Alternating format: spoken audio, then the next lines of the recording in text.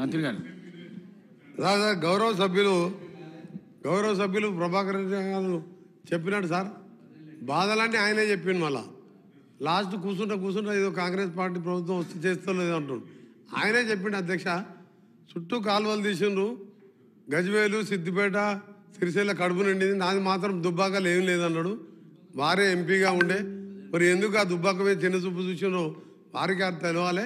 తప్పకుండా ఆ కాలువలు కానీ అక్కడ ఉన్న సమస్యల పరిష్కారానికి తప్పకుండా నీకు సిద్దిపేట సిరిసిల్లతో సమానంగా దుబ్బాక కాన్స్టిట్యూన్సీ సమస్యలు కూడా పరిష్కారం చేస్తాం. కాంగ్రెస్ పార్టీకి సొంత కాన్స్టిట్యూన్సీ మామ అల్లుళ్ళ కాన్స్టిట్యూన్సీ కాదు అధ్యక్ష, ఇది అందరినీ సమానంగా చూసే ప్రభుత్వం మాది.